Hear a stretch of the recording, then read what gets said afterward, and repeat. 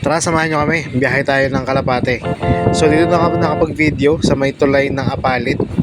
So, yung sa right side is yung ginagawang PNR. Yun yung PNR. And then yung dun sa left side, yung lumang bridge ng Barangay Sulipan. So, yung baba nito is yung Barangay Sulipan, kung saan madami yung mga bebenta ng car parts.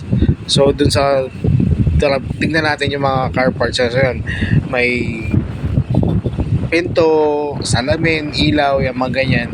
Dyan sila usually humahanap ng halos magkabilayang mga tindahan ganyan.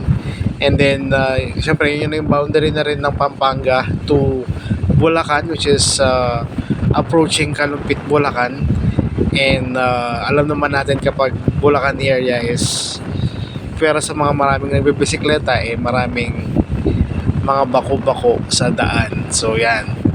So may hindi magandang nangyari sa biyaheng na to, pero at least safe naman. Hindi naman siya ganoon ka-serious. Dahil dun sa mga bako-bako na yon, nahulog yung lumuwag at nahulog yung susi ng motor.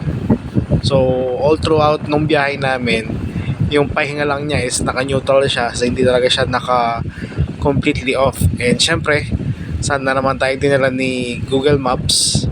So sa looban niya tayo dinaan.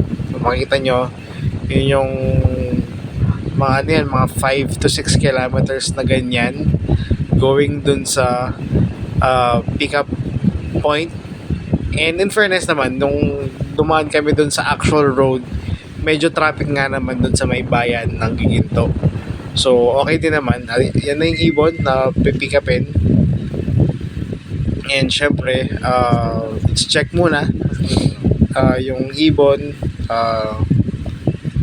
and yung picture na sinend sa atin para kunin.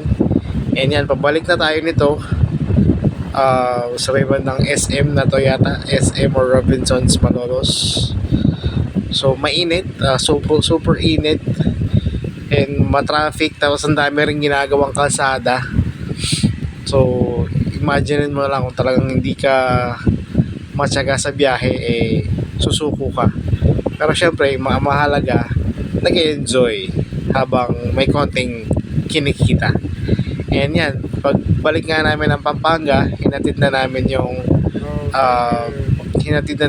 Kalapate. Pina-check namin dun sa anak nung may-ari para ma-verify. Ayun, hindi ganong sanay humawak ng kalapati yung bata. So pinasok ko siya, and then pinalagay ko na agad sa kulungan para safe.